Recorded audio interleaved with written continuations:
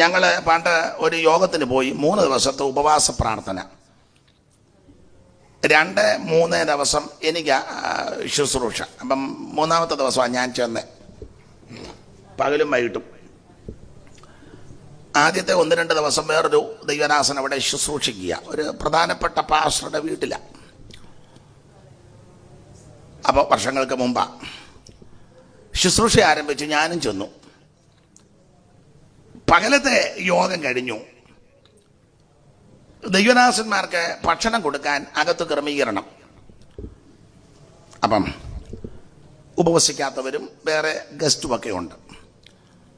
അപ്പം പകലത്തെ യോഗം കഴിഞ്ഞ് ഞാൻ ഇച്ചിരി താമസിച്ചായിരുന്നു, അതുകൊണ്ട് ഞാൻ പ്രസംഗിച്ചില്ല, വേറൊരാൾ പ്രസംഗിച്ചു. താമസിച്ചെന്നുണ്ട്. ഞാൻ പറഞ്ഞു അദ്ദേഹം ശുശ്രൂഷിക്കട്ടെ, വൈകിട്ട് യോഗം ഉണ്ടല്ലോ, അന്നേരം ഞാൻ പറയാം. ഇതിന് ശേഷം മധ്യസ്ഥ പ്രാർത്ഥനയുണ്ട്, അന്നേരം ആലോചനയും തൂതുമൊക്കെ ആയിട്ട് ഇരിക്കുക.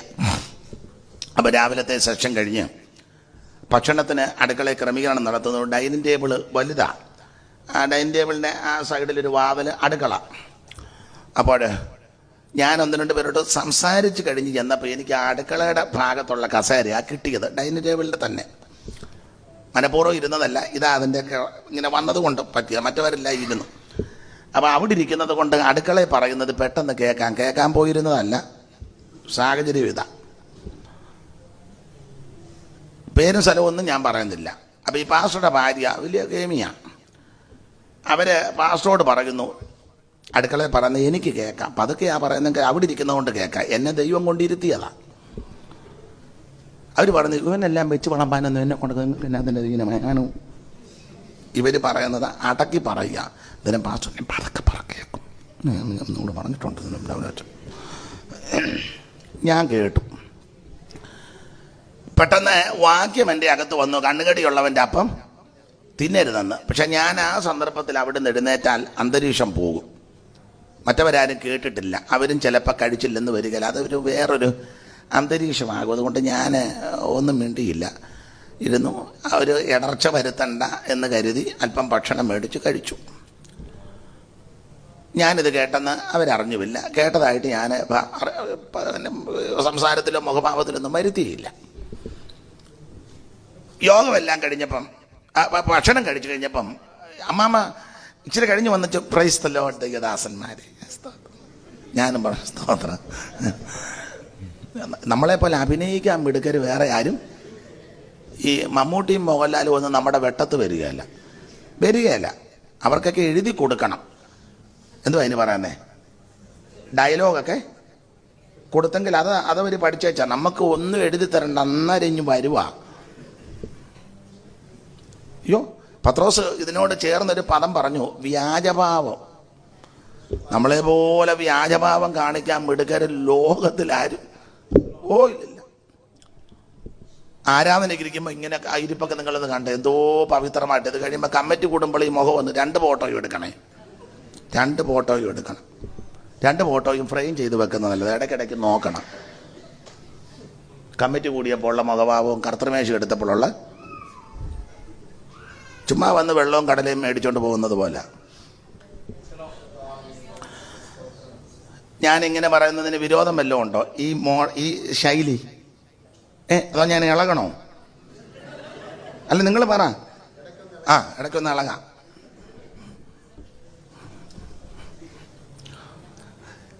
അപ്പൊ ശ്രദ്ധിക്കുക, ഈ സ്ത്രീയെ ഇത് പറഞ്ഞു, ഞാനിത് കേട്ടു, ഒന്നും വേണ്ടിയില്ല. അത് കഴിഞ്ഞ് ഭക്ഷണമെല്ലാം കഴിഞ്ഞപ്പം പുള്ളിക്കാരി പറഞ്ഞത്, അച്ഛാ നമുക്ക് ദൈവദാസന്മാരെല്ലാം കൊണ്ട് പ്രാർത്ഥിക്കാം, ആലോചന കേൾക്കണം. ഞാൻ പറഞ്ഞ പ്രാർത്ഥിക്കാം, ഇരിക്കണമെന്ന് പറഞ്ഞു. ഇരിക്കണം. എല്ലാവരും ഇരുന്നു. ആ 2 ദിവസം ശുശ്രൂഷിച്ച്, പകലും ശുശ്രൂഷിച്ച് ദൈവദാസനും ഉണ്ട്, ഞാനും ഉണ്ട്. ഞാൻ കുറച്ച് നാളായിട്ട് ആ നിലയിലുള്ള ശുശ്രൂഷകൾ ചെയ്യാറില്ല, പ്രവചന ശുശ്രൂഷ. ഒരു സമയത്ത് 10-25 കൊല്ലത്തോളം അങ്ങനെയുള്ള ശുശ്രൂഷകളാണ് ചെയ്തത്. ഇപ്പോൾ ഈ കൺവെൻഷനൊക്കെ വിളിക്കുന്നത് കൊണ്ട് ആ നിലയിലാണ് ശുശ്രൂഷകൾ ചെയ്യുന്നത്. പ്രവചനാത്മാവി നിറഞ്ഞ് ശുശ്രൂഷ ചെയ്യും. ഇപ്പോഴും ചില പ്രത്യേക അന്തരീക്ഷത്തിലും ചില പ്രത്യേക നടത്തിപ്പിലുമൊക്കെ ശുശ്രൂഷകൾ ചെയ്യാറുണ്ട്. എങ്കിലും കൂടുതലും ബൈബിൾ ക്ലാസ്സും കൺവെൻഷനും ഒക്കെ ഉള്ള ശുശ്രൂഷകളുള്ളത് കൊണ്ട്. അപ്പം ഞാനും ഇരുന്നു. ഞാൻ ഹൃദയത്തിൽ ഇങ്ങനെ പ്രാർത്ഥിച്ചു, കർത്താവ് ഈ സ്ത്രീയെ അകത്ത് സംസാരിച്ചത് ഇതാ, ഇവർ പുറത്ത് വന്ന് എല്ലാവരുടെ മുന്നിൽ നന്നായിട്ട് അഭിനയിക്കുന്നു. കർത്താവ് എന്തെങ്കിലും ആലോചന ഉണ്ടെങ്കിൽ ഒന്ന് തരണം, തന്നാൽ ഞാൻ പറയാം, പേടിയൊന്നുമില്ല. ഒത്തിരി പ്രാർത്ഥിച്ചു, പക്ഷേ ഒന്നും കിട്ടിയില്ല. വളരെ പ്രാർത്ഥിച്ചു. ഒടുവിൽ പ്രാർത്ഥിച്ച് വേറെ 1-2 പേര് ദൂതുമൊക്കെ പറഞ്ഞു. അപ്പം ഞാൻ ഇവർ ദൈവദാസി പ്രാർത്ഥിച്ചു. അപ്പം ഞാൻ പറഞ്ഞു, അമ്മാമ്മയെ പറ്റി എനിക്കൊരു വാക്യം പ്രകാശിച്ചു, അത്രേ ഉള്ളൂ, ഒറ്റ വാക്യം. അത് ആമോസില്ല, ഒറ്റ വാക്യം, ഒരു വാക്യമേ വെളിപ്പെട്ടുള്ളൂ. എന്തിനാ ഒത്തിരി വാക്യം? അതാ ഞാൻ പറഞ്ഞ യൂദയുടെ ലേഖനം പറഞ്ഞതുകൊണ്ട്. ആമോസ് 4:1-2 വായിച്ചേ, അറിവുള്ള വാക്യമാണ്. എളിയവരെ പീഡിപ്പിക്കുകയും ദരിദ്രന്മാരെ തകർക്കുകയും തങ്ങളുടെ ഭർത്താക്കന്മാരോട് കൊണ്ടുവരുവീൻ ഞങ്ങൾ കുടിക്കട്ടെ എന്ന് പറയുകയും ചെയ്യുന്ന ശമര്യ പർവ്വതത്തിലെ ഭാഷാന്യ പശു. ഞാൻ ഇത്ര പറഞ്ഞോളൂ, ഇതൊരു ഭാഷാന്യ പശുവാന്ന് പറഞ്ഞു, അത്ര പറഞ്ഞോളൂ. അത് പറഞ്ഞു, ഇത് ഒരു ഭാഷാന്യ പശു. അമ്മാമ്മയെ പറ്റി ഇത് ആലോചന, ഭാഷാന്യ പശു. വാക്യവും വായിച്ചോളാൻ പറഞ്ഞു. മെയിൻ പാസ്റ്റർ പ്രാർത്ഥിച്ച് യോഗം നിർത്തി, പിന്നെ ഇരുന്നില്ല. അദ്ദേഹം പൊതുവിൽ പറഞ്ഞു, വൈകിട്ട് യോഗം കാണത്തില്ലെന്ന് പറഞ്ഞു. തള്ള എഴുന്നേറ്റ് അരിശം കയറി പോകുന്നതും കണ്ടു. പുള്ളി പറഞ്ഞു, എന്നെ വൈകിട്ടത്തൂടെ വിളിച്ചതാ. എല്ലാവരും പോയി. എന്നെ ഇദ്ദേഹം കൈക്ക് പിടിച്ച് വലിച്ച് അകത്തോട്ട് റൂമിലോട്ട് കയറ്റി. ആരുമില്ല. കടകിന് കുറ്റിയിട്ടേച്ച് പറഞ്ഞ് കറക്റ്റ് ദൂതാ പറഞ്ഞെന്ന് പറഞ്ഞു.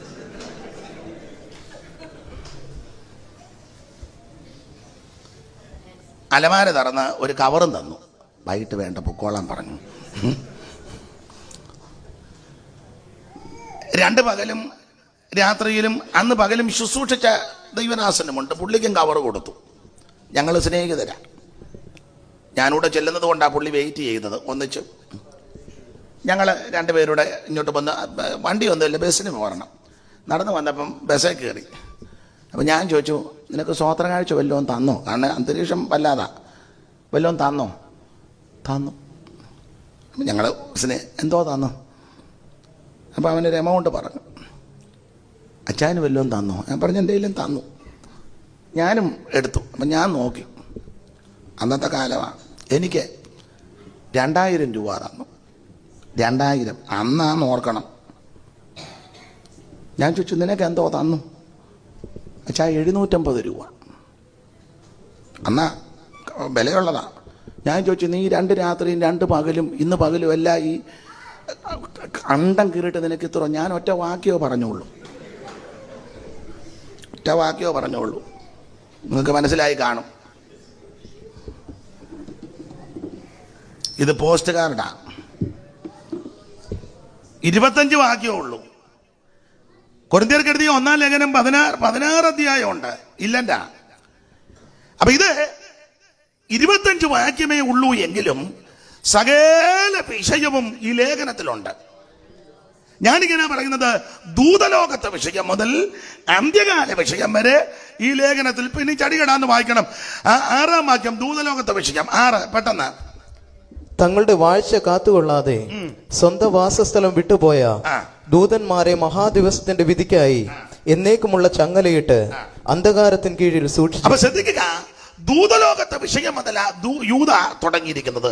ദൂതലോകത്തെ വിഷയം തങ്ങളുടെ വാഴ്ച കാത്തുകൊള്ളാതെ സ്വന്തം വാസസ്ഥലം വിട്ടുപോയ ദൂതന്മാരെ മഹാദിവസത്തിന്റെ വിധിക്കായി എന്നേക്കുമുള്ള ചങ്ങലകിട്ട് അന്ധകാരത്തിന്റെ കീഴിൽ സൂക്ഷിച്ചിരിക്കുന്നു. അപ്പൊ ശ്രദ്ധിക്കുക, ദൂതലോകത്തെ വിഷയമാ യൂദ തുടങ്ങിയിരിക്കുന്നത്. ഇത് ചെറിയ ലേഖനമല്ല. ഈ വാക്യം വിവാദവാക്യവും കൂടാ. യെശയ്യാ 14-ലും എസെക്കിയേൽ 28 പറയുന്ന ദൂതനാണെന്നും, പാപം ചെയ്ത ദൂതന്മാരെ വെട്ടിത്താഴോട്ടിട്ടു ആ ദൂതന്മാരാണെന്നും അല്ല, ആദിമ ജലപ്രളയത്തിന് മുമ്പുള്ള ആദിമ ഭൂമിയിലുള്ള ദൂതന്മാരാണെന്നും അതല്ല, പാപം ചെയ്ത ആദമിനെ ഹവ്വായും തോട്ടത്തിൽ നിറക്കി വിട്ടപ്പം മിന്നുന്ന ജ്വാലയുള്ള വാളുമായിട്ട് കെറൂബുകളെ നിർത്തി അതാണെന്നും ഒക്കെ വാദമാണ്. നമുക്കിപ്പോൾ അതിനല്ലല്ലോ നേരം. തർക്കം ദൈവസഭയ്ക്കും ഇല്ലെന്ന. എന്തായാലും ഇങ്ങനെ അങ്ങ് ചിന്തിച്ചോ, ദൂതലോകത്തെ വിഷയം മുതൽ യൂദ ലേഖനം എഴുതിയിരിക്കുന്നത്. ഇത് ചെറിയ ലേഖനമല്ല. അപ്പൊ ദൂതലോകത്തെ വിഷയം മുതൽ അന്ത്യകാല വിഷയം വരെ 18 വാക്യം വായിച്ചേ. 18 അന്ത്യകാലത്ത് മതി. അന്ത്യകാലത്ത്. അപ്പോൾ ദൂതലോകത്തെ വിഷയം മുതൽ അന്ത്യകാല വിഷയം വരെ ആ യൂദ ഈ ലേഖനത്തിൽ കൊടുത്തിരിക്കുന്നത്. ഇനി ഈ ലേഖനത്തിന്റെ വേറൊരു വിശേഷത,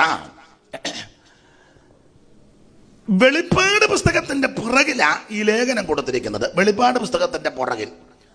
അതിനൊരു കാരണം, നിത്യത എന്ന പദം പറഞ്ഞ് പര്യവസാനിപ്പിച്ചിരിക്കുന്ന ലേഖനമാണ് യൂദയുടെ ലേഖനം. 24-25 വാക്യം വായിര്. വീഴാതെ വണ്ണം നിങ്ങളെ സൂക്ഷിച്ച് തന്റെ മഹിമാസന്നിധിയിൽ കളങ്കമില്ലാത്തവരായി ഈ ആനന്ദത്തോടെ നിർത്തുവാൻ ശക്തിയുള്ളവന് നമ്മുടെ കർത്താവായ യേശുക്രിസ്തു മുഖാന്തരം, നമ്മുടെ കർത്താവാകുന്ന യേശുക്രിസ്തു മുഖാന്തരം, നമ്മുടെ രക്ഷിതാവായ ഏകദൈവത്തിന് തന്നെ സർവകാലത്തിനു മുമ്പ് ഇപ്പോഴും സദാകാലത്തോളം. രണ്ട് പദം കണ്ടോ? സർവകാലത്തിനു മുമ്പ്, ഇപ്പോഴും സദാകാലത്തോളം. രണ്ട് പദം, സർവകാലത്തിനു മുമ്പും സദാകാലം. ഈ രണ്ട് പദം മൂലാർത്ഥത്തിൽ നിത്യത എന്ന അർത്ഥമാണ്. നിത്യത. ദൈവമക്കൾ നിത്യത പോകും. ഇപ്പോഴാരും നിത്യത പോയിട്ടില്ല. മരണവീടുകളിലെല്ലാം എഴുതി വച്ചിരിക്കുക ഫോട്ടോയും. പാപ്പച്ചൻ നിത്യതയല്ലേ, പിന്നെ തോമാച്ചൻ നിത്യതയല്ലേ. ഇപ്പോഴൊന്നും നിത്യതയല്ല. ഇപ്പൊ ക്രിസ്തുവിൽ മറഞ്ഞിരിക്കുക, വിശ്രമിക്കുക. നിത്യതയിൽ പിന്നെ പോകുന്നത്. പാപ്പച്ചന്റെ സ്വഭാവം കണ്ടാൽ പോകാൻ ഒക്കുവോ എന്നുള്ളതും അത് ദൈവം തീരുമാനിക്കട്ടെ. എന്തായാലും നിത്യതയിൽ നമ്മൾ പ്രവേശിക്കും. നിത്യത എന്ന് പറഞ്ഞിട്ട് ആർക്കും സന്തോഷമില്ലെന്ന് തോന്നുന്നു. നിത്യമായോർ വാസസ്ഥലം നമുക്കുണ്ടു. പേടിക്കാതെ പാട്. ഓ,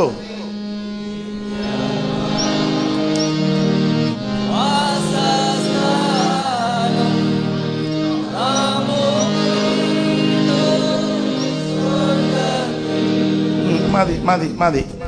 പൊന്നച്ച,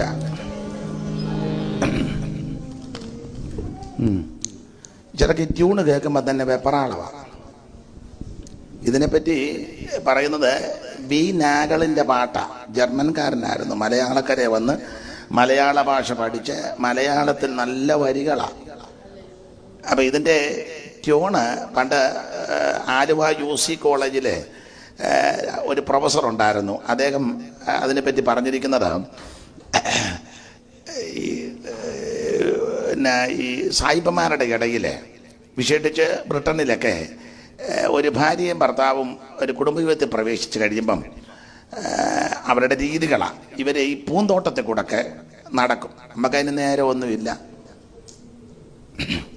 അവരെ കൈക്ക് പിടിച്ച് പൂന്തോട്ടത്തിൽ കൂടി ഇങ്ങനെ നടക്കുന്ന സമയത്ത് ആ പൂന്തോട്ടത്തിൽ ചെറിയ പാട്ടിടും. ആ പാട്ടിൻ്റെ ട്യൂൺ ഇതായിരുന്നെന്ന, ഇതിൻ്റെ ട്യൂണാണെന്ന്. അത് നല്ല നമ്മൾ പാടുന്ന രീതിയൊന്നുമല്ല, ഇതാണ് അതിൻ്റെ ട്യൂണ്. ഈ ട്യൂണും കേട്ടോണ്ടായി ഇവർ ഈ പൂന്തോട്ടത്തിൽ കൂടി ഇങ്ങനെ നടക്കുന്നത്. നമ്മൾ ഈ ട്യൂണ് കേൾക്കുന്നതല്ല മോർച്ചറിയുന്ന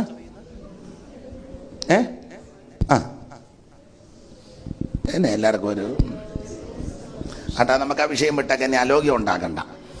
അപ്പം എന്തായാലും നല്ല പാട്ടാ, നിത്യതയിലെത്തും. അപ്പം നിത്യത എന്ന പദം പറഞ്ഞു നിർത്തിയിരിക്കുന്ന ലേഖനമാണ് യൂദയുടെ ലേഖനം. സദാകാലവും സർവകാലവും. ഇത് വെളിപ്പാട് പുസ്തകത്തിന്റെ പുറകിൽ കൊണ്ട് കൊടുക്കാൻ കാരണം, നിത്യത എന്ന പദമേ യൂദയുടെ ലേഖനത്തിലുള്ളൂ. അതെന്താണെന്ന് അല്പമെങ്കിലും വിസ്തരിച്ചിരിക്കുന്ന പുസ്തകം വെളിപ്പാട് പുസ്തകമാണ്. എന്ന് പറഞ്ഞാൽ നിത്യത എന്ന പദം അങ്ങോട്ട് പറഞ്ഞ് പ്രത്യാശയിലോട്ട് ജനത്തെ ഉത്സാഹിപ്പിച്ച് പ്രവേശിപ്പിച്ച് ഒടുവിൽ നാം നിത്യതയിൽ പ്രവേശിക്കും. അതാ വെളിപ്പാട് പുസ്തകം. ആ ഭാഗത്തേക്ക് പോകുന്നില്ല. അപ്പം ഈടുറ്റ ലേഖനമായി യൂദയുടെ ലേഖനം. ഒന്ന് രണ്ട് കാര്യം കൂടെ പറയാം. ഇനി ഈ ലേഖനത്തിന്റെ വേറൊരു വിശേഷത ഞാൻ ഓർപ്പിച്ചല്ലോ. 40 പേരാ വേദപുസ്തകം എഴുതിയത്. 66 പുസ്തകം. എൻ്റെ ഭാഷയാ. ഈ 40 പേരിൽ 39 പേർക്കും വെളിപ്പെടാത്ത 1-2 വിഷയം യൂദായിക്ക് വെളിപ്പെട്ടു. അതായത് ചെറിയ ലേഖനമല്ല. 39 എഴുത്തുകാർക്ക് വെളിപ്പെടാത്ത പ്രധാനപ്പെട്ട 2 വിഷയം യൂദായിക്കാ വെളിപ്പെട്ടത്. 9-ാം വാക്യം വായിച്ചേ. എന്നാൽ പ്രധാന ദൂതനായ രാവിലെ തന്നെ ഓർക്കാളപ്പാന്നോ. എന്നാൽ പ്രധാന ദൂതനായ മിഖായേൽ മോശയുടെ ശരീരത്തെക്കുറിച്ച് പിശാചിനോട് തർക്കിച്ച് വാദിക്കുമ്പോൾ ഒരു ദൂഷണവിധി ഉച്ചരിപ്പാൻ തുനിയാതെ കർത്താവ് നിന്നെ ഭത്സിക്കട്ടെ എന്ന് പറഞ്ഞതേയുള്ളൂ. ശ്രദ്ധിച്ചേ, തന്റെ പ്രധാന ദൂതനാകുന്ന മിഖായേൽ, തന്റെ പ്രധാന ദൂതനാകുന്ന മിഖായേൽ കാഹളങ്ങൾ ഊതിടുമ്പോൾ ഭൂതലം വിറയ്ക്കുമേ. കാഹളങ്ങൾ ഊതിടുമ്പോൾ തന്നാൽ മുദ്ര കുത്തപ്പെട്ട ശുദ്ധിമാന്മാരോ, തന്നാൽ മുദ്ര കുത്തപ്പെട്ട ശുദ്ധിമാന്മാരോ തന്റെ ശബ്ദം കേൾക്കുന്നേരം ഹല്ലേലൂയ പാടുമേ. തന്റെ ശബ്ദം കേൾക്കുന്നേരം ഹല്ലേലൂയ പാടുമേ. ഓ തന്റെ പ്രധാന ദൂതനാകുന്ന മിഖായേൽ, തന്റെ പ്രധാന ദൂതനാകുന്ന. അപ്പൊ ശ്രദ്ധിക്കുക, പ്രധാന ദൂതനാകുന്ന മിഖായേൽ. ഇവിടെ 9-ാം വാക്യത്തിൽ യൂദാ വെളിപ്പെടുത്തിയിരിക്കുക. ഒന്നുകൂടെ വായിച്ചു 9-ാം വാക്യം. എന്നാൽ പ്രധാന ദൂതനായ മിഖായേൽ മോശയുടെ ശരീരത്തെക്കുറിച്ച് പിശാചിനോട് തർക്കിച്ചു വാദിക്കുമ്പോൾ ഒരു ദൂഷണവിധി ഉച്ചരിപ്പാൻ തുനിയാതെ കർത്താവ് നിന്നെ ഭത്സിക്കട്ടെ എന്ന് പറഞ്ഞാൽ, മോശയുടെ ഉയർപ്പിനോട് ബന്ധപ്പെട്ട് പിശാചും പ്രധാന ദൂതനും തർക്കിച്ചു, വലിയ പ്രശ്നം നടന്നു. ഈ വിഷയം വെളിപ്പെട്ടത് യൂദായിക്ക. 39 എഴുത്തുകാർക്കും വെളിപ്പെട്ടില്ല. അത്ര ഈടുറ്റ ലേഖനമായത്. സ്തോത്രം. നിങ്ങളുടെ ഇരിപ്പ് കണ്ടിട്ട് നിങ്ങൾക്ക് നേരത്തെ വെളിപ്പെട്ടതുപോലെ. പിന്നെ എനിക്കിത് വേറെ മുഖഭാവം ചിലരുടെ. പിന്നെ അപ്പൊ ഈ ലേഖനം വളരെ ഈടുറ്റ ലേഖനം മാത്രമല്ല. ഒരു വാക്യവും കൂടെ വായിച്ചേ. 14. ആദാം മുതൽ 7-മനായ ഹാനോക്കും ഇവരെ കുറിച്ച് ഇതാ കർത്താവ് എല്ലാവരെയും വിധിപ്പാൻ അവർ അഭക്തിയോടെ ചെയ്ത ഭക്തിവിരുദ്ധമായ സകല പ്രവർത്തികൾ നിമിത്തവും ഭക്തികെട്ട പാപികൾ തന്റെ നേരെ പറഞ്ഞ സകല നിഷ്ഠൂരങ്ങൾ നിമിത്തവും ഭക്തികെട്ട പാപികളൊക്കെ ബോധം വരുത്തുവാൻ 1000 വിശുദ്ധന്മാരുടെ വന്നിരിക്കുന്നു എന്ന് പ്രവചിച്ചു. 7-ാം തലമുറക്കാരൻ ഹാനോക്ക് പ്രവചന ശുശ്രൂഷ ചെയ്തെന്ന് വെളിപ്പെടുത്തിയത് യൂദായ. ഉൽപ്പത്തി പുസ്തകം 5-ാം അധ്യായത്തിൽ ഹാനോക്ക് പ്രവചിച്ചതായിട്ടൊന്നുമില്ല. പിന്നെ ഹാനോക്കിനെ പറ്റി ഒരു സൂചന എബ്രായ ലേഖനം 11-ല. അപ്പൊ എബ്രായർ 11-ലും ഉൽപ്പത്തി 5-ലും ഹാനോക്ക് പ്രവചിച്ചെന്നൊന്നുമില്ല. പക്ഷെ ഹാനോക്ക് പ്രവചന ശുശ്രൂഷ ചെയ്തെന്ന് വെളിപ്പെടുത്തിയിരിക്കുന്നത് യൂദയ. പുള്ളി എന്തുവാ പ്രവചിച്ചേ? ഹാനോക്ക് എന്തുവാ പ്രവചിച്ചത്? സ്തോത്രം. ഇപ്പോഴത്തെ പ്രവചനം അങ്ങനല്ലേ? റീന. മനസ്സിലായില്ലേ? ഓ അമ്മാമ 3 നില വീടിന്റെ മണ്ടേ നിൽക്കുന്നതായിട്ട് ആത്മാവ് താഴെ വീഴരുത്. ഇപ്പോഴത്തെ പ്രവചനമൊക്കെ അതാ. അച്ചായനും അമ്മാമ്മയും ഇങ്ങനെ വിമാനത്തെ പറക്കുന്നതായിട്ട് ഉടനെ ഭാഷ ശരിക്കും പ്രാർത്ഥിക്ക്. ഖത്തറേരവ് സന്നോ ജംബോ ജെറ്റാന്നോ? ജംബോ ജെറ്റാകുമ്പോൾ ഇച്ചിരി മുഴുത്ത ഇരുന്നോട്ടെ. ഇതൊക്കെ ഇന്നത്തെ പ്രവചനം. ഇപ്പം പറഞ്ഞില്ല, ഞാൻ നിന്റെ വീട്ടിലോട്ട് കയറുക. നിങ്ങൾക്ക് മനസ്സിലാകുന്നില്ലല്ലേ? വലിയവരുടെ വീട്ടിൽ കയറേണ്ട വല്ല കാര്യമുണ്ടോ? മര്യാദയ്ക്ക് അവിടെ നിന്നാൽ പോലെ. ഇപ്പോൾ നിങ്ങളുടെ അലമാര ഞാൻ തുറക്കുന്നു. അയ്യോ, കേസാ വല്ലോൻ്റെ അലമാര കയറി. നിങ്ങൾക്ക് മനസ്സിലാകാതെയാണോ അതോ? സ്തോത്രം. വസ്തു എഴുതിക്കുന്നതായിട്ട് ഇത് പിന്നെ ഇതുവരെ തരാതിരുന്നേ.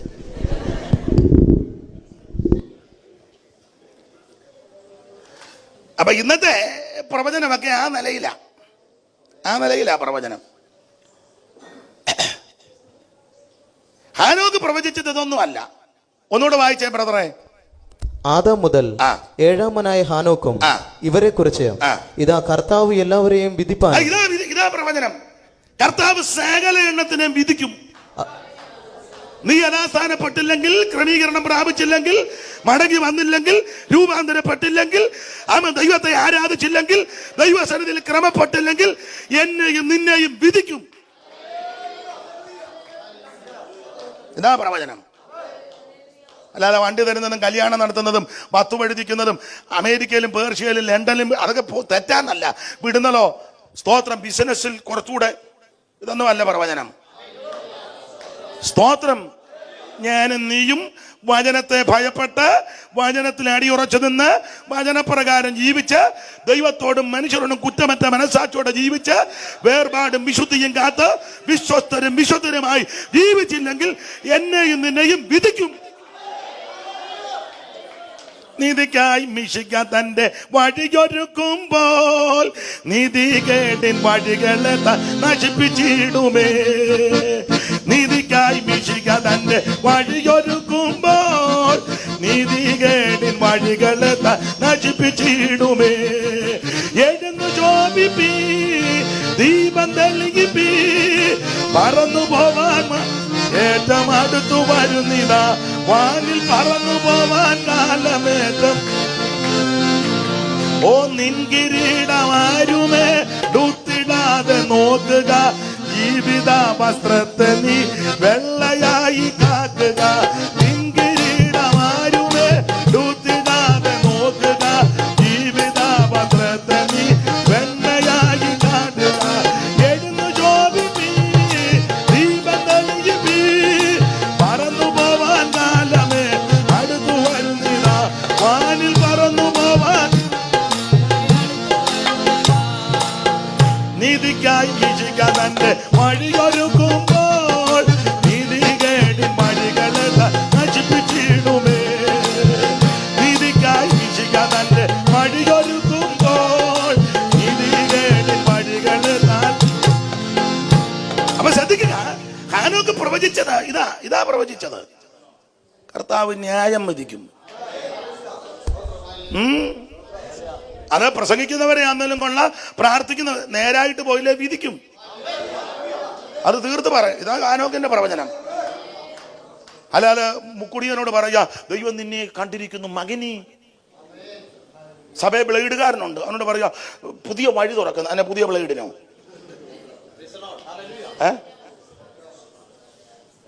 അയലത്തുകാരനുമായിട്ട് മിണ്ടുകല്ല, അവനോട് പറയാ ദൈവം നിന്നെ അനുഗ്രഹിക്കുമെന്ന്. എടാ ആദ്യം അവനോട് പോയി ക്രമീകരിക്കേ. ഒരു സഭയിലാ കൂടുന്ന കൈ കൊടുക്കല്ല, നീ ആദ്യം യഥാസ്ഥാനപ്പെടേ. അപ്പനെ അമ്മയും കൊണ്ട് അനാഥശാല ഇട്ടേച്ച് ഇവിടെ വന്ന് മറുഭാഷ പറയുക.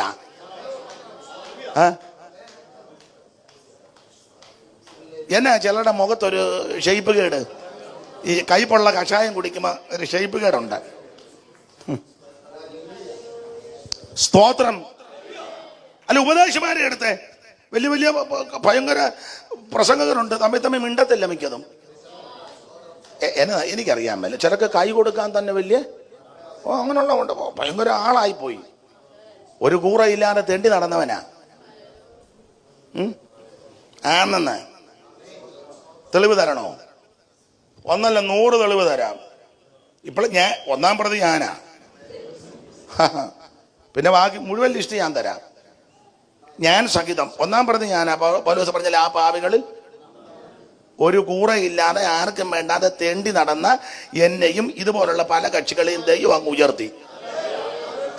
ഒരു കുറ്റി സൈക്കിൾ പോലും ഇല്ലായിരുന്നു. ഇപ്പൊ 2-3 വണ്ടി. ഞാൻ എതിരല്ല, ആയിക്കോട്ടെ. ഒരു നല്ല വീട് പോലും ഇല്ലായിരുന്നു, ഓലപ്പരയായിരുന്നു. അത് നല്ലതല്ല. ചാണകം തളിച്ച് അടിച്ചു മേടിക്കുക താറ. ഒരു നല്ല പാത്രം പോലും വീട്ടിലില്ലായിരുന്നു. 10 പേര് ഒന്നിച്ച് വന്ന അന്നേരം ഇല വെട്ടാൻ പോകും. ഇലയോട് താല്പര്യം ഉണ്ടായിട്ടല്ല, പാത്രമില്ലായിട്ട്. ഇപ്പൊ ആ സ്ഥിതിക്കെല്ലാം മാറ്റം വരുത്തിയപ്പം മിക്കവർക്കും അഹങ്കാരം. അയ്യോ, അഹങ്കാരം. കയ്യൊക്കെ തന്നാൻ ഈയിടെ ഒരു പ്രഗത്ഭനായ ആള്, പേരൊന്നും ഞാൻ പറയുന്നില്ല, ഞാൻ അച്ഛനോട് ഞാൻ പിന്നെ പറയാം. എന്തുവാണോ എനിക്കറിയാമല്ലോ, ഇവർക്ക് ഇത് ഒരു ഗതിയും ഗത്യന്തരവും ഇല്ലാതെ കിടന്നവന്മാരാ. ഞാൻ ചെന്ന് കൈ കൊടുത്തു, വലിയ കാര്യത്തിൽ പ്രൈസ്തലോ, രണ്ടുപേരില്ല.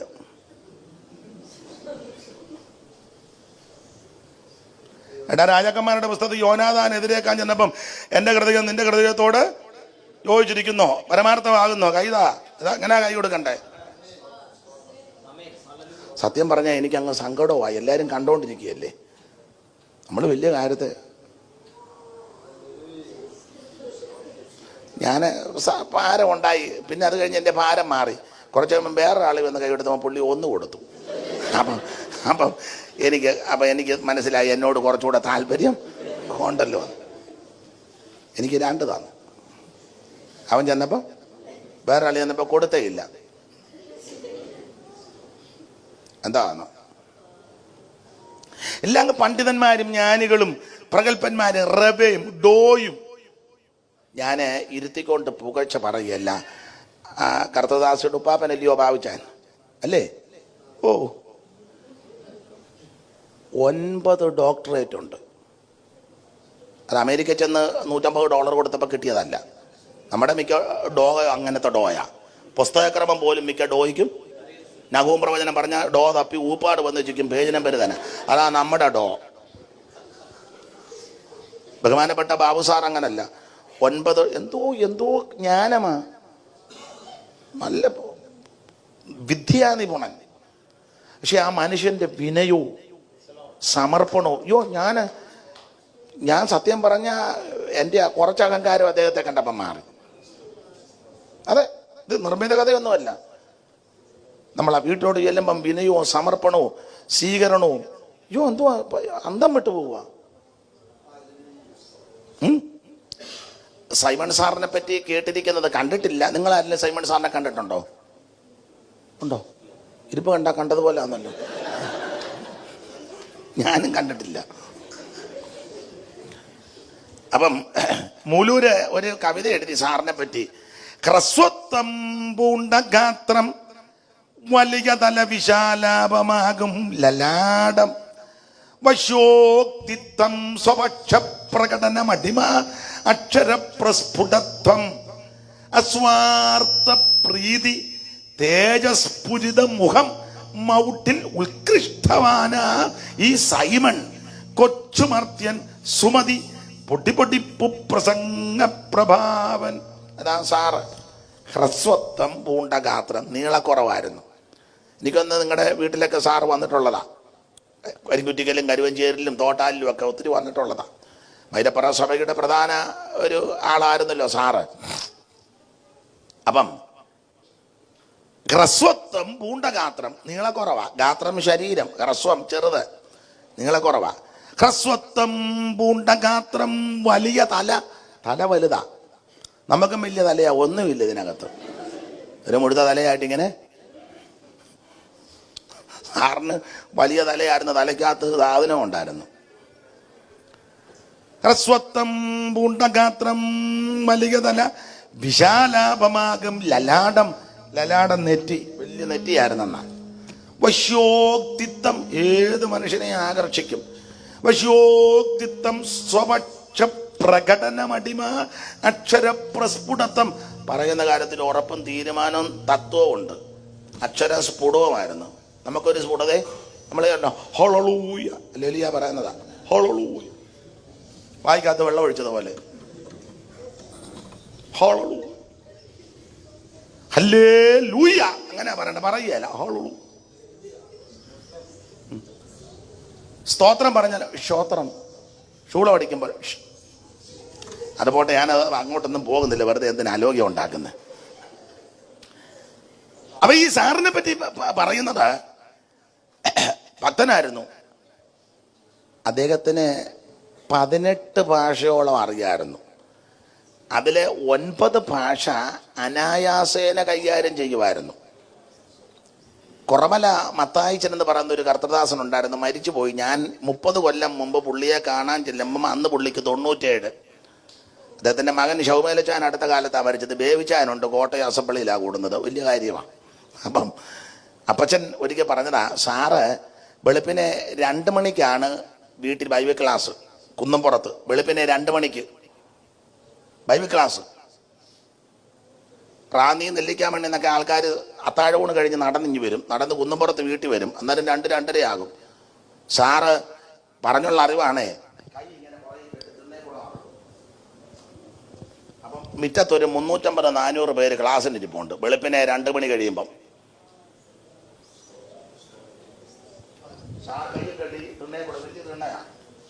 അങ്ങോട്ടും ഇങ്ങോട്ടും നടക്കുമ്പോൾ ക്ലാസ്സും എടുക്കും, കണ്ണനോ നടത്തും, പുസ്തകം എഴുതാനുള്ളത് പറഞ്ഞു കൊടുക്കും. അന്നേരം പാട്ട് കെട്ടി അതും എടുത്ത് ശിഷ്യന്മാരിങ്ങനെ ഇരിക്കുകയല്ലേ. അത്രയ്ക്ക് പ്രഗത്ഭനായിരുന്നു. പക്ഷെ ആ മനുഷ്യനെ എന്നത് പറയാൻ പോലും നമ്മൾ യോഗ്യരല്ല. 2 ജോഡി ഡ്രസ്സേ ഉള്ളായിരുന്നു.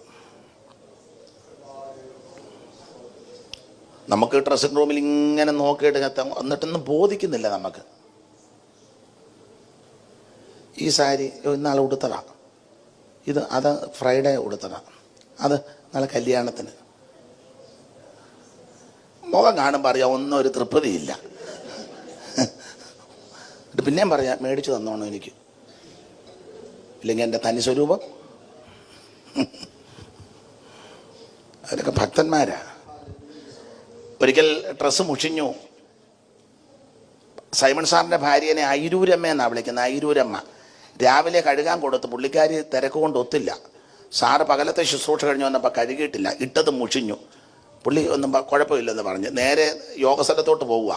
പോയ വഴിക്ക് ആറ്റിലിറങ്ങി, പമ്പയാറല്ലേ, കുളിച്ചു. 2ാം മുണ്ട് ഉടുത്തേച്ച് ഇത് കുത്തിപ്പിഴിഞ്ഞ് അങ്ങോട്ടിട്ടു. കുളിച്ചേച്ച് കയറി വന്നപ്പോൾ നനവുണ്ട്, എടുത്തിട്ടു. ഇട്ട് നടന്ന് യോഗ സ്ഥലത്ത് ചെന്നപ്പോൾ ഉണങ്ങി, ശുശ്രൂഷിച്ചു.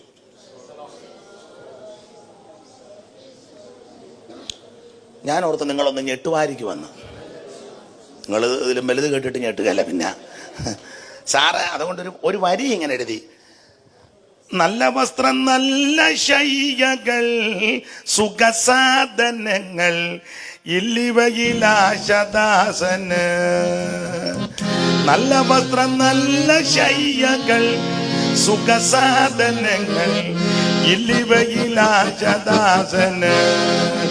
വല്ലഭതിരുമേനിയെങ്കിൽ ഏതുമയനിക്കേതുമാകിലും, വല്ലഭതിരു ഏതുമയനിക്കേതുമാകിൽ തെല്ലു അല്ലലനുള്ളിലിൽ ഇല്ലൊഴിഞ്ഞുര ചെയ്തിട വിഭോ. തെല്ലു അല്ലലനുള്ളിലിൽ ഇല്ലൊഴിഞ്ഞുര ചെയ്തിട വിഭോ. എന്നവിടെ വന്നു ചേര് ഞാൻ മമത നിന്നെ വന്നു കണ്ടു മാറ്റ തീരുവാൻ. എന്നവിടെ വന്നു ചേര് ഞാൻ മമത നിന്നെ വന്നു. ശ്രദ്ധിക്കുക, അങ്ങനെയുള്ള ഭക്തന്മാരാ. നമുക്ക് ആ ഭാഗമെല്ലാം വിട്ടേക്കാം, വെറുതെ എന്തിനാ. അപ്പൊ ഈ ലേഖനം ദൂതലോകത്തെ വിഷയം മുതൽ അന്ത്യകാല വിഷയം വരെ ലേഖനത്തിലുണ്ട്. ഓടിച്ച് പറയാം. ഇനി ലേഖനത്തിലെ പ്രധാന ഒരു പദം സൂക്ഷിക്കുക. എന്തുവാ? സൂക്ഷിക്കണം. അത്യാവശ്യമാണ് സൂക്ഷിക്കണം. എല്ലാവരും സൂക്ഷിച്ചോണം, സൂക്ഷിക്കണം.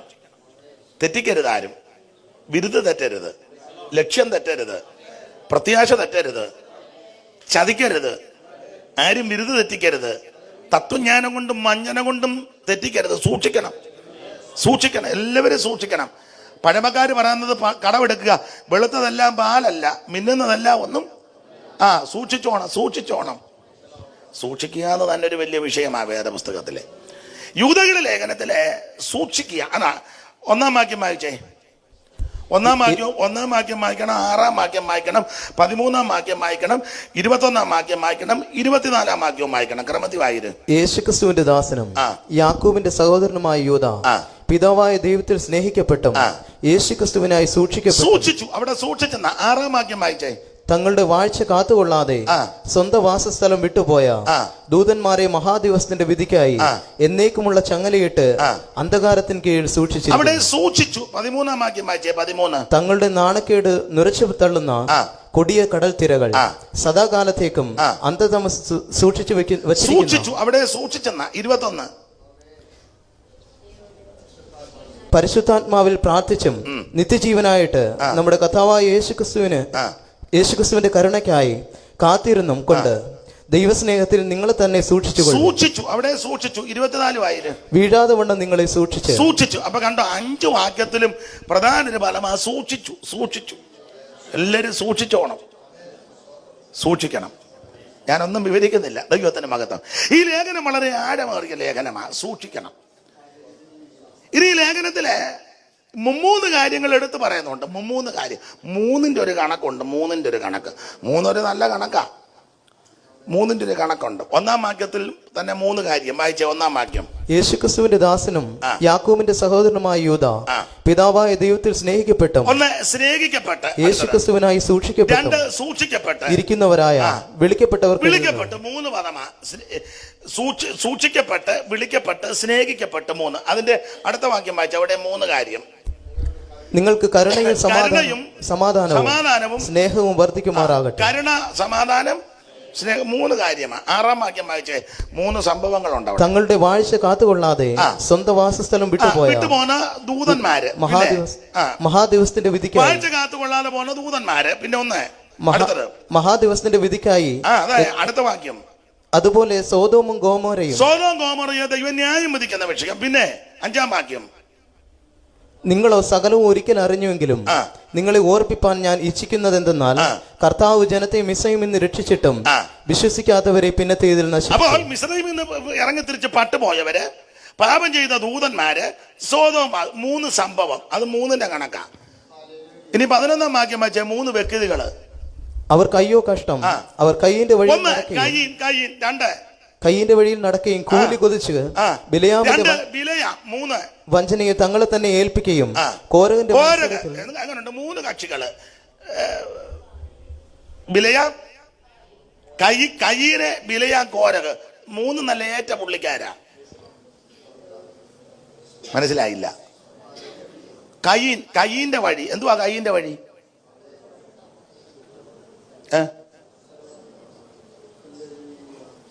ഒത്തിരി വഴിയുണ്ട് ഭാഷ. എല്ലാം ഒന്നും ഇപ്പൊ പൊതുവെ പറയാൻ. കയ്യിന്റെ ഒരു വഴി പറയാം. ഹാബേലും കയ്യിനും കൂടെ യാഗത്തിന് അങ്ങോട്ട് പോവുക. അപ്പൊ ഈ രക്തം ചൊരിഞ്ഞിട്ടല്ലാതെ മോചനമൊന്നുമില്ല. പാപം ചെയ്തവരെ തോട്ടത്തിന് വെളി വിടുന്നതിന് മുന്നേ ഒരു കുഞ്ഞാട് അറക്കപ്പെട്ടിട്ടുണ്ട്. വെളിപ്പാട് പുസ്തകം അതിന് സൂചന തരുന്നുണ്ടല്ലോ. അതുകൊണ്ട് അതിൽ തോല് കൊടുത്തത്. അപ്പൊ അതിന് പ്രമാണം, ലിഖിതമായ പ്രമാണമില്ലെങ്കിലും പ്രമാണവത.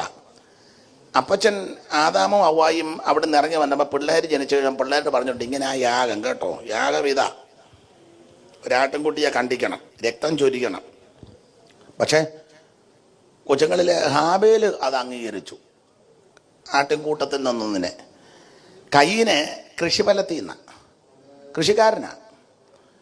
എൻ്റെ ഭാവനയാ, പുസ്തകത്തിൽ എഴുതിയിട്ടില്ലെങ്കിലും ചേനയും ചേമ്പും കാച്ചിലും വലിയ മത്തങ്ങായും വലിയ വലിപ്പമൊക്കെയാണ്. എല്ലാം കൊണ്ട് വെച്ചു. അപ്പം ഇവൻ്റെ മനസ്സെന്നാന്നറിയാം. അപ്പം പറഞ്ഞടാ, ആടിനെ ഞാൻ കണ്ടിക്കണ്ടേ. ഒന്ന് ഇവൻ്റെ കയ്യിൻ്റെ വഴി എന്നെ കൊണ്ട് ഇതൊക്കെ ഒക്കുള്ളൂ. എൻ്റെ കയ്യിലുള്ളതേ ഇപ്പം ഞാൻ ഇതാ കയ്യിൻ്റെ വഴി. വേറെ പുസ്തകത്തിന്റെ പ്രമാണം സ്തോത്രം ചെയ്യണം, ഹല്ലേലൂയ പറയണം, ആത്മനിറവിൽ ദൈവത്തെ ആരാധിക്കണം, കർത്താവിന്റെ വേലയ്ക്ക് കൊടുക്കണം, ഭക്തിയോടിരിക്കണം, സഭായകം മുടക്കരുത്, കൈയടിക്കണം, പാടണം, ഇതൊക്കെയാ പ്രമാണം. അപ്പൊ ഇവൻ പറയുന്നത് എനിക്കാവുന്ന നോക്കതില്ല, എന്നെ കൊണ്ട് ഇത്രയൊക്കെ എന്നെ വേണേ ഇതിനകത്ത് എന്നെ ഇങ്ങനെ സൂക്ഷിച്ച് നോക്കുന്നേ. സാറ് ഒരു പാട്ടെഴുതി, സൈമൺ സാറ്. പക്ഷെ അത് എത്രത്തോളം ജീവിതത്തിൽ ചിലര് പ്രാവർത്തികമാക്കുന്നു എന്ന് സംശയിക്കേണ്ടിയിരിക്കുന്നു. പാട്ടിൻ്റെ വരി ദൈവനാശിക്കൊക്കെ അറിയാം. പാട്ടിൻ്റെ വരി ഇങ്ങനെ: സത്യേശ്വരനു മുമ്പിൽ നൃത്തം തുടങ്ങിടുമി തപ്പോടു കിന്നരങ്ങൾ വായിപ്പേ. സത്യേശ്വരനു മുമ്പിൽ നൃത്തം തുടങ്ങിടുമി തപ്പോടു കിന്നരങ്ങൾ. ഓ കൈത്താളനാദമപ്രേ മുഴങ്ങിടട്ടെ, സാത്താൻ നടുങ്ങിടട്ടെ, ഹോശേന. കൈത്താളനാദമപ്രശക്യ മുഴങ്ങിടട്ടെ, സാത്താൻ നടുങ്ങിടട്ടെ. നല്ല പാട്ടാ. ആ വരികളൊക്കെ ചിന്തിക്കണം. അങ്ങനെ തന്നെ ആന്നോ പാടുന്നെന്നും കൂടെ. സത്യേശ്വരന് മുമ്പിൽ നൃത്തം തുടങ്ങിയിടുവിൻ തപ്പോട് കിന്നരങ്ങൾ. നാളെ ഒരാൾ പറഞ്ഞു കിന്നാരം വായിക്കാൻ. പറഞ്ഞു കിന്നാരമല്ല, കൈത്താളനാദം അപ്പുറം ശക്തിയാ. നന്നായിട്ട് കൈ അടിക്കണമെന്ന്. അടിക്കുന്നുണ്ടോ എന്നൊക്കെ തന്നെ താൻ ശോധന ചെയ്യും. കൈയിന്റെ വഴി ഇതാ. കൈ പറയാ എൻ്റെ ചേനയും ചെയ്യുമ്പോ ഒക്കെ ഉള്ളു. ഇഷ്ടമുണ്ട് സ്വീകരിച്ച എടാ ആടിനെ ഞാൻ കണ്ട. എൻ്റെ കയ്യിൽ ആടൊന്നുമില്ല, എനിക്ക് എന്നെ നേരെ ഒന്നുമില്ല, എന്നെ കൊണ്ട് ഇപ്പൊ ഇത്രയൊക്കെ. ഇതാ കൈയിന്റെ വഴി. അല്ല, ആരാധനയ്ക്ക് വന്നാലും ചിലർ അങ്ങനല്ലേ. ഞാനിങ്ങനെ ഇരിക്കുവുള്ളു, എൻ്റെ ഡ്രസ്സ് ഇതാ, ഞാനിങ്ങനെയൊക്കെ മുഖം, ഞാൻ ഇതുപോലെ മീശയും തീശയും കുമ്മിക്കിരി പറ്റിയതുപോലൊക്കെ ഞാനിങ്ങനെ വെക്കും. അതിനെന്നെ ഇതിലൊന്നും അല്ലല്ലോ. എന്നെ കൊണ്ട് ഇത്രയൊക്കെ. ഞാൻ ഇച്ചിരി ആഭരണം വിടും, അതിനെന്നെ. എൻ്റെ വൈഫിന് ഞാൻ ഇടിപ്പി, അതിനെന്നെ. ഞാൻ വെനസ്ഡേ ഇച്ചിരി അടിക്കും, പക്ഷേ സാറ്റർഡേ മുതൽ അടിക്കുകയല്ല, അതിനെന്നെ. ഇതാ കൈയിന്റെ വഴി. എന്നെ നിങ്ങൾ എന്നെ ഇങ്ങനെ നോക്കുന്നേ. കൈയിന്റെ വഴി. ബിലിയാമിന്റെ വഞ്ചന ഭയങ്കര ചതിവാ. പുള്ളി ബാരാക്കിനോട് പറഞ്ഞു, ദൂതന്മാരോട് പറഞ്ഞു, എനിക്ക് ബാരാക്ക് ഗൃഹം നിറച്ച് വെള്ളിയും പൊന്നും തന്നാലൊന്നും ഞാൻ പ്രമാണം വിട്ട് പോകുകയല്ലെന്ന്. അങ്ങനല്ലേ 18-ാം വാക്യം വായിച്ചേ. 18, 22, 18. ഏത് 22 എന്നായിരിക്കും? സംഖ്യ. യൂദായിക്ക് 22 ഒറ്റ അധ്യായമല്ലേ ഉള്ളു. 18 അങ്ങനെ വായി. ബിലയാം ബാലാക്ക് തന്റെ ഗൃഹം നിറച്ച് വെള്ളിയും പൊന്നും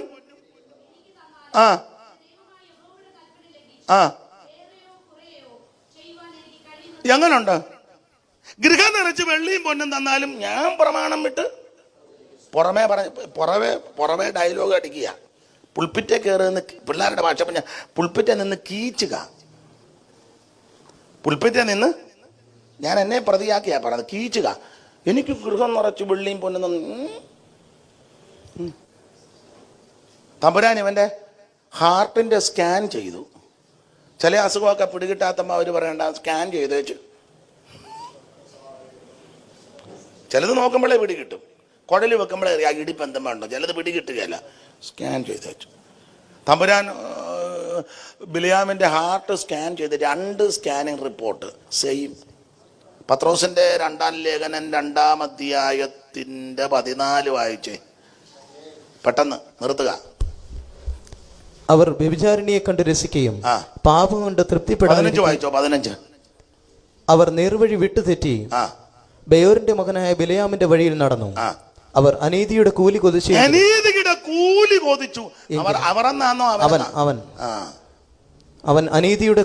അവൻ അനീതിയുടെ കൂലി കൊതിച്ചുവെങ്കിലും കൂലി കൊതിച്ചെന്ന് 22-18 പറഞ്ഞത് ഗൃഹം നിറച്ച് തന്നാലും എനിക്കിതൊന്നും വിഷയമല്ലെന്ന്. പക്ഷെ ഹാർട്ടിന്റെ സ്കാൻ ചെയ്തപ്പം കൂലി കൊതിച്ചകത്തിരിക്കുക. വെളിപ്പാട് 2:14 വായിച്ചു.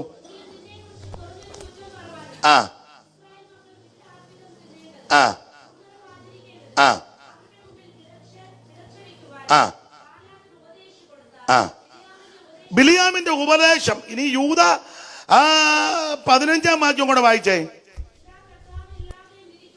അല്ല 15 അതിന്റെ 13 ബിലിയാമിനെ പറ്റി. അവർക്ക് അയ്യോ കഷ്ടം. 11-ാം വാക്യം. അവർ കയ്യിന്റെ വഴിയിൽ നടക്കുകയും കൂലി കൊതിച്ച് ബിലയാമിന്റെ. അപ്പൊ ശ്രദ്ധിച്ചേ, ഈ പത്രോസിലും യൂദയിലും ബിലിയാം കൂലി കൊതിച്ചെന്നാ. പക്ഷെ 22:18 പറഞ്ഞത് ഗൃഹം നിറച്ച് വെള്ളിയും പൊന്നും തന്നാലും ഞാൻ പ്രമാണം വിടുകയല്ലെന്ന്. ചുമ്മാ പറയാനതാ. ഞാൻ എന്നെയും കൂടെ പ്രതിയാക്കി പറയാം. 1-ാം പ്രതി ഞാനാ. സ്റ്റേജിൽ നിന്ന് ഞാനും എന്നെ പോലുള്ള പലരും വലിയ വകുപ്പ് പറയും. പുൾപ്പിറ്റേ നിന്നേ എനിക്കെല്ലാവരും ഒരുപോലെ. ചുമ്മാതാ. എനിക്ക് വേറുകൃത്യമല്ല, വെറുതെ പറയാനതാ. എനിക്ക് പൈസയോട് ആർത്തിയൊന്നും അമേരിക്കയിലും പേർഷ്യയിലും വരുന്ന പൈസ കിട്ടാനല്ലേ? അത് ആത്മഭാരം കൊണ്ടാണോ? നിങ്ങൾ സമാധാനം പറ. അമേരിക്കയിലും പേർഷ്യയിലും 1-ാം പ്രതി ഞാൻ. ഇവിടെ വരുന്നത് പൈസയ്ക്കാ അല്ലേ? അതോ ആത്മഭാരം കണ്ടമാനം കയറിയപ്പം വിമാനത്തെ കയറി? ആത്മഭാരം കയറുമ്പം വിമാനത്തിൽ എന്തിനാ വള്ളത്തെ കയറി കുട്ടനാട്ടിലോട്ട് വരാൻ മേലെ? അല്ല, എനിക്ക് മനസ്സിലാകുന്നില്ല. ചില ആൾക്കാർ പറയാറുണ്ട്, ഞാൻ ഖത്തറിൽ വന്നത് പൈസയൊന്നും ചുമ്മാതെ പൈസയ്ക്കാ. നിങ്ങൾ എന്തേലും ഒന്ന് സമാധാനം പറ. അമേരിക്ക പോകുന്നത് കാശിനല്ലേ? അച്ഛാ അല്ല, ഞാൻ എൻ്റെ കാര്യമാണ് പറഞ്ഞേ. ഓരോരുത്തരും അച്ഛൻ പോകുന്നല്ല, അച്ഛനൊന്ന് പോകുന്ന നല്ലതാ. ഈ പാസ്റ്റർമാരെല്ലാം ഞാൻ എന്നെ പ്രതിയാക്കി, എല്ലാവരും അതിനാ പോകുന്നേ. അല്ല, ആത്മഭാരം കയറുമ്പം അറ്റ്ലാന്റിക്കാണോ പോകുന്നേ? പിന്നെ അതിന്റെ കൗശല ബുദ്ധി ഒന്നും പ്രയോഗിക്കരുത്, സൂത്രബുദ്ധി ഒന്നും. മതിക്കുന്ന കാളയ്ക്ക് മുഖക്കൊട്ട വേണ്ട, ആടിനെ തീരുന്നവനതിന്റെ പാല് കൊണ്ട്, അത് പ്രമാണമാ. പക്ഷെ അകത്ത് മുഴുവൻ ദ്രവ്യാഗ്രഹത്തിന്റെ കൗശല ബുദ്ധി. പുറമേ പറയാ എനിക്കിതൊന്നും വലിയ വിഷയം. ഞാനൊരു കാര്യം പറഞ്ഞ് നിർത്താം. നമ്മളെ നല്ലതുപോലെ അറിയുന്നൊരു ദൈവമുണ്ട്. ഉൾപ്പൂവുകളെ നിലവുകളെ ആരായുന്നൊരു ദൈവമുണ്ട്. ഒന്നും അവിടത്തേക്ക് മറവല്ല. വാക്ക് നിർത്തുക, സൂക്ഷിച്ചോണം. എടുത്ത വാക്യത്തോടൊന്നും കൂറ് പുലർത്താൻ ഒക്കുന്നില്ലെങ്കിലും ചില ചിന്തകൾ വചനത്തിൽ നിന്ന് രാവിലെ ദൈവം തന്നല്ലോ. കരമുയർത്തി ദൈവത്തെ സ്തുതിക്കേ. കർത്താവ് അനുവദിക്കുകയാണെങ്കിൽ ദൈവത്തിന് ഹിതമുണ്ടെങ്കിൽ എന്നെങ്കിലും നമുക്ക് കൂടാ. ഇനി ഒന്നും ഒത്തില്ലല്ലേ അങ്ങ് കൂടാ. കരമുയർത്തി ദൈവത്തെ സ്തുതിച്ചാട്ടെ. ഒരിക്കൽ കൂടെ ദൈവത്തിന് മഹത്വപ്പെടുത്താം. ദൈവത്തെ സ്തുതിക്കാം. കരമുയർത്തി ദൈവത്തിന് മഹത്വപ്പെടുത്താം. കഴിഞ്ഞ മീറ്റിംഗിലും ഇന്നും ഇവിടെ വന്ന് ശുശ്രൂഷിപ്പാൻ ദൈവം കൃപ നൽകി എന്നെ ക്ഷണിച്ച ആദരണീയ കർത്തൃദാസിയുടെ പിതാവിനെ ഇവിടെ വന്നപ്പോൾ ആ വല്യപ്പച്ചനെ മത്തായിച്ചൻ്റെ ഒച്ചുമോളാണ് അറിയുന്നത്. ആ നല്ല ബന്ധങ്ങൾക്കായി ദൈവത്തെ സ്തുതിക്കുന്നു. ഇവിടെയുള്ള എല്ലാ മാന്യ സഹോദരന്മാരെയും 1-2 പ്രാവശ്യം മജോച്ചായൻ ഞങ്ങളെ കൊണ്ടുവിടുകയും മറ്റ് സഹോദരന്മാരൊക്കെ ജോബ് കൂട്ടി എല്ലാവരെയും ഓർത്ത് ദൈവത്തെ സ്തുതിക്കുന്നു.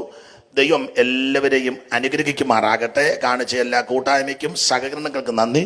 വാര്യാപുരത്തെ ഷായിച്ചാനും ഷാജി ആൻ്റിയും പ്രിയ ഷബിനുണ്ട്. അവർ ഞങ്ങളുടെ തിരുവല്ലായിലെ സഭയുടെ ഒരു മെമ്പറാണ്. ആ മാന്യ കുടുംബത്തെ ഓർത്തും ദൈവത്തെ സ്തുതിക്കുന്നു. ദൈവം എല്ലാ നിലയിലും ആദരിക്കട്ടെ. അവിടുത്തെ വേലയുടെ ആരംഭം മുതൽ ആ കുടുംബം എല്ലാ ഭൗതിക കൂട്ടായ്മകളും കാണിച്ചു. അവിടെ ഇരിക്കുന്ന മൈക്ക് സെറ്റും എല്ലാവരും വീഡിയോയുടെ ക്യാമറയും എല്ലാം അവരാ മേടിച്ച് തന്നത്. ഞങ്ങളിങ്ങനെ പ്രാർത്ഥിക്കും. ദൈവം അവരോട് ഇടപെട്ട കാര്യങ്ങളെല്ലാം ചെയ്തു. എല്ലാ കൂട്ടായ്മയ്ക്കായിട്ടും ദൈവത്തെ സ്തുതിക്കുന്നു. പ്രാർത്ഥനയിൽ പരസ്പരം ഓർക്കാം. കർത്താവിൻ്റെ വരവിനായിട്ടൊരുങ്ങാം. സൂക്ഷിക്കണം. വിശ്വസ്തരായിട്ട് നിൽക്കാം. ദൈവം അനുഗ്രഹിക്കട്ടെ. കർത്തദാസിയും കണ്ടതിൽ സന്തോഷം. ദൈവം അനുഗ്രഹിക്കട്ടെ.